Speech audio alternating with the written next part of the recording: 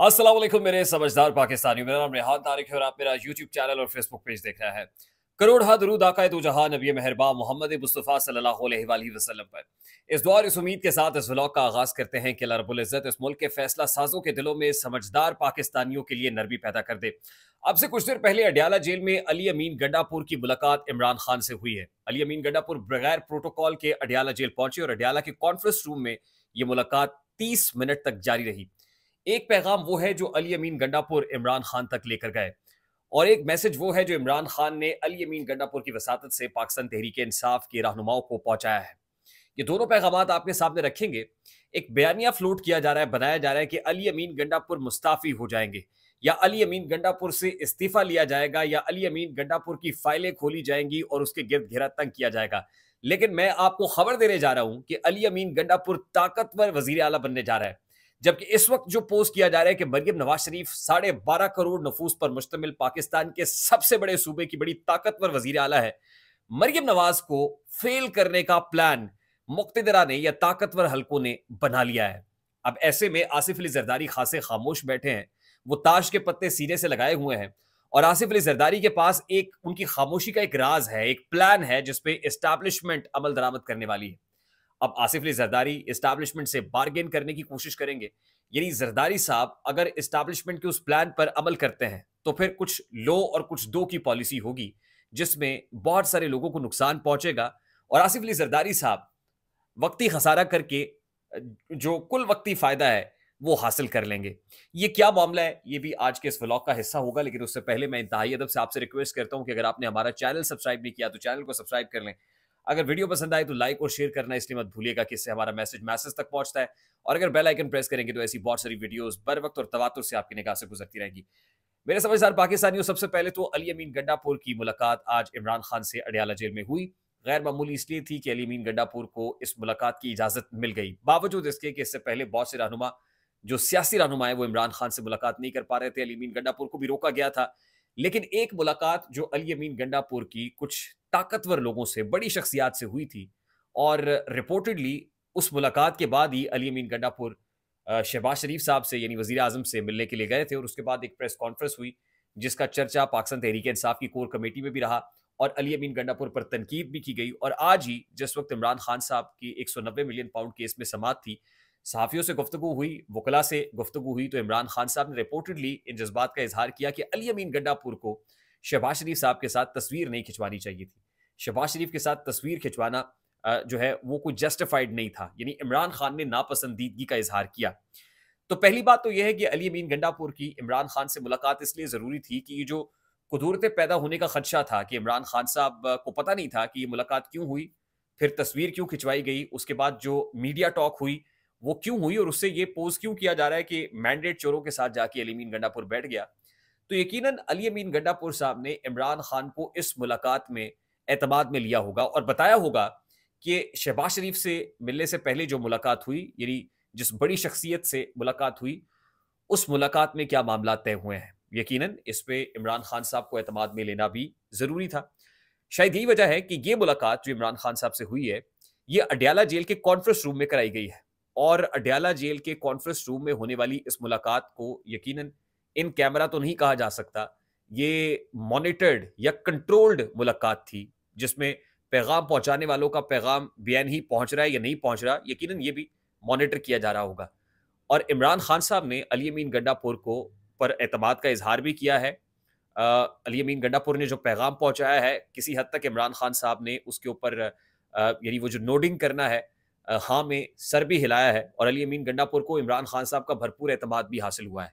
और इमरान खान साहब ने अली अमीन गंडापुर की वसातत से जो पाकिस्तान तहरीक इंसाफ की कोर कमेटी है उसको ये मैसेज भी दिया है कि कोर कमेटी का इजलास बुलाया जाए और उसमें जो फैसले हैं अब वकला नहीं करेंगे बल्कि सियासी रहनुमा करेंगे। ये बड़ी इंपॉर्टेंट डेवलपमेंट है और ये गैर मामूली पेशरफ्त है। आज ये गैर मामूली पेशरफ्त ये भी देखने को मिली कि इमरान खान साहब ने कहा कि वो लोग जिन पर तशद्दुद किया गया, जो जेलों में रहे, ज़दोकोब किया गया, वो पाकिस्तान तहरीक इंसाफ में वापस आ सकते हैं, यानी पाकिस्तान तहरीक इंसाफ में उनके लिए दरवाज़ा खुला हुआ है। और दूसरी इंपॉर्टेंट चीज़ ये है कि इमरान खान साहब ने हाउस इन ऑर्डर करने का पैगाम पहुंचाया है और ख़ासतौर पर यह कहा है कि मीडिया में जो मैसेजिंग की जा रही है, जाके ये तासुर दिया जा रहा है कि हाउस इन ऑर्डर नहीं है पीटीआई का, मुतनाज़ा बयानात दिए जा रहे हैं, फौरी तौर पर इन मुतनाज़ा बयानात को रोका जाए। और अभी जब मैं आपसे बात कर रहा हूं तो अली मोहम्मद खान साहब ने ये खबर दी है कि इमरान खान साहब ने अली अमीन गंडापुर की वसातत से ही बताया है कि अब जो कोर कमेटी के अंदर फैसले हैं वो सियासी लोग करेंगे, सियासी लोग आगे आए, फ्रंट पे रहें, और जो लीगल जो फर्टिलिटी है वो जरा पीछे हो जाए, उनको पीछे हटने का कहा है। मेरा ख्याल है कि बड़ा दानिशमंदाना फैसला है और ये फैसला इमरान खान साहब को बहुत पहले कर लेना चाहिए था, लेकिन देर आयत दुरुस्त आयत। और एस्टैब्लिशमेंट इस वक्त क्या प्लान बनाए बैठी है, इंपॉर्टेंट चीज ये है कि आने वाले दिनों में आपको एनएफसी अवार्ड के ऊपर लेजिस्लेशन होती हुई दिखाई देगी।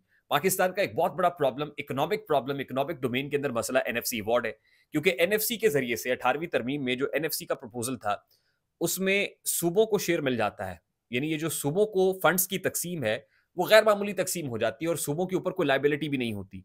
अल्टीमेटली विफाक को आईएमएफ के साथ भी डील करना होता है और विफाक के पास पैसे कोई नहीं होते, विफाक कर्जों पे चल रहा होता है और सूबे विफाक को पैसे देते कोई नहीं है। तो विफाक ऐसा है कि कंगला है, सूबे ऐसे है कि जो बहुत रईस है। सूबे अपनी तरक्याती तकसीमें जो स्कीमें हैं वो भी अनाउंस करते हैं, डेवलपमेंट प्रोजेक्ट्स भी करते हैं। यहाँ पे निगहबान रमजान पैकेज भी अनाउंस हो जाता है, यहाँ पर मेट्रो बस भी अनाउंस हो जाती है, ऑरेंज लाइन ट्रेन भी अनाउंस होती है, यहाँ सड़कों के जाल बिछाने के हवाले से भी बात होती है, अस्पतालों में भी लगता है, और जाहिर एमएनएज और एमपीएस को भी फंड्स दे दिए जाते हैं।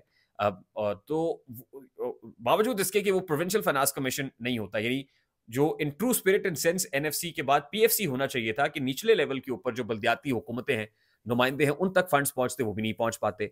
अब एस्टैब्लिशमेंट ये चाहती है कि वफाक को मजबूत किया जाए, यानी एनएफसी को रिवर्स किया जाए। एनएफसी को रिवर्स करने के हक में यकीनन at this point in time Maryam Nawaz Sharif sahiba नहीं होंगी। जाहिर है उस वक्त पाकिस्तान मुस्लिम लीग नून सूबे में है और सूबे में अगर मरियम नवाज शरीफ को कामयाब होना है तो उनको तो ये बात बिल्कुल सूटेबल या फेवरेबल नहीं है उनके लिए कि एनएफसी को रिवर्स कर दिया जाए, यानी सूबे के इख्तियारात को कम कर दिया जाए, पैसे वैसे वापस ले लिए जाए। आसिफ अली जरदारी साहब भी यकीनन इसके हक में नहीं होंगे कि एनएफसी को रिवर्स किया जाए, क्योंकि उनके पास सिंध की हुकूमत है, बलूचिस्तान की हुकूमत भी है, लेकिन सिंध में शेयर बहुत ज्यादा है और सिंध में अगर पैसे नहीं होते, फंड्स नहीं होते तो बहुत प्रॉब्लम होगी। पाकिस्तान तहरीक इंसाफ का जहां तक ताल्लुक है तो पीटीआई के इमरान खान साहब पहले भी कह चुके हैं कि वफाक के पास पैसे नहीं होते, एनएफसी पर नजरसानी होनी चाहिए। यानी पाकिस्तान तहरीक इंसाफ और इस्टेब्लिशमेंट कम से कम इस मामले के ऊपर सेम पेज पे होंगे। यानी आने वाले दिनों में अली अमीन गंडापुर को तो इस पर कोई एतराज नहीं होगा, लेकिन एतराज दो लोगों को होगा, एक मरियम नवाज शरीफ को और दूसरे आसिफ अली जरदारी साहब को। अब आसिफ अली जरदारी साहब इस्टेब्लिशमेंट की बात उस सूरत में मान सकते हैं, यानी इस्टेब्लिशमेंट के सामने सरे तस्लीम हम उस वक्त कर सकते हैं जब इस्टेब्लिशमेंट बदले में आसिफ अली जरदारी को कुछ दे। आपने देखा कि इरसा के नुमाइंदे के हवाले से जो मामला था, ये चेयरमैन था, वो पीपल्स पार्टी का पॉइंट हुआ, बावजूद इसके एक वजीर आजम की सवाबदीद होती है, लेकिन वजीर आजम को झुकना पड़ा। आसिफ अली जरदारी साहब की जो बात है वो प्रिवेल कर गई। इसी तरह से आसिफ अली जरदारी साहब अब सेनेट के अंदर यूसुफ रजा गिलानी को भी कंटेस्ट कर रहे हैं, कंटेस्ट करा रहे हैं, और उधर से इस्टेब्लिशमेंट ने अपना उम्मीदवार अनवारुल हक काकड़ भी मैदान में उतार दिया है, जो चेयरमैन सेनेट के लिए बहुत तगड़ा उम्मीदवार है और इस्टेब्लिशमेंट का उम्मीदवार है। उधर आसिफ अली जरदारी साहब का अपना चेयरमैन सेनेट का उम्मीदवार यूसुफ रजा गिलानी है। अब आसिफ अली जरदारी साहब को अगर इस्टेब्लिशमेंट की बात माननी है तो जाहिर है कि इस्टेब्लिशमेंट को भी आसिफ अली जरदारी की बात माननी होगी। यानी आसिफ अली जरदारी साहब अगर एनएफसी के ऊपर कॉम्प्रोमाइज करने के लिए तैयार हो जाते हैं तो फिर इस्टेब्लिशमेंट से कहेंगे कि जो चेयरमैन सेनेट का हमारा उम्मीदवार है, यानी यूसुफ रजा गिलानी है, आप उसको चेयरमैन सेनेट लगाएं, अनवारुल हक काकड़ हमें कबूल नहीं है। और जाहिर है पाकिस्तान पीपल्स पार्टी की मेजोरिटी सेनेट में बनने जा रही है, तो पीपल्स पार्टी के बगैर तो चेयरमैन सेनेट भी नहीं बन सकता, तो फिर अनवारुल हक काकड़ कैसे चेयरमैन सेनेट लगेंगे। यानी ये ताश के पत्ते आसिफ जरदारी ने अपने सीने के साथ लगाए हुए हैं। और फिर आने वाले दिनों में पंजाब हुकूमत अगर ढानी है तो उसमें भी आसिफ अली जरदारी का बड़ा हाथ होगा। आसिफ अली जरदारी को यूज करके जो वोट ऑफ नो कॉन्फिडेंस की तैयारी है पंजाब के अंदर, आहिस्ता आहिस्ता उसकी राह हमवार की जाएगी। और उसके बाद जरदारी साहब का जो देरीना मुतालबा या मिशन होगा वो अपने बेटे को वजारत उज़्मा की कुर्सी पर विराजमान कराना होगा। तो आने वाले दिनों में इस्टेब्लिशमेंट जाहिर है वो सबको ये तो दिखा रही है कि उसके पास अली अमीन गंडापुर के खिलाफ भी केसेस हैं, यानी तहरीक इंसाफ वालों पर भी घेरा तंग कर सकती है, पीपल्स पार्टी पर भी घेरा तंग कर सकती है, नून लीग पर भी घेरा तंग होगा। और मैं आपको बता दूं कि साढ़े 12 करोड़ नफूस पर मुश्तमिल पाकिस्तान का सबसे बड़ा सूबा इस्टेब्लिशमेंट की हिमायत के बगैर या इस्टेब्लिशमेंट के बगैर नहीं चल सकता है। तो आने वाले दिन मरियम नवाज शरीफ साहिबा के लिए तो अच्छे नहीं दिखाई दे रहे। जरदारी साहब के लिए जब बुरे होंगे तो बार्गेनिंग पोजीशन जरदारी साहब हमेशा की तरह करेंगे और उसमें से मनूवर करने की कोशिश करके और निकलने की कोशिश करेंगे। Imran Khan sahab has nothing to lose, Ali Amin Gandapur has nothing to lose. कम से कम इस नुक्ते के ऊपर इस्टेब्लिशमेंट और अली अमीन गंडापुर या इमरान खान सेम पेज पे हैं और आने वाले दिनों में आपको दिखाई देगा कि यही वो एक खूबी है जिस पे पसंदीदगी का इजहार करते हुए ना सिर्फ इमरान खान जेल से बाहर आएगा, बल्कि इमरान खान केपी के अंदर तगड़ा भी होगा। आई होप कि मेरी बात आप तक पहुंची होगी। अगर पहुंच जाए तो वीडियो को लाइक और शेयर करना मत भूलिएगा। चैनल पे नए हैं तो चैनल को सब्सक्राइब कर दीजिएगा। बेल आइकन जरूर दबाइएगा। मुझे रेहान तारिक को इजाजत दीजिए। अपना बहुत सारा ख्याल रखिएगा। अस्सलाम वालेकुम।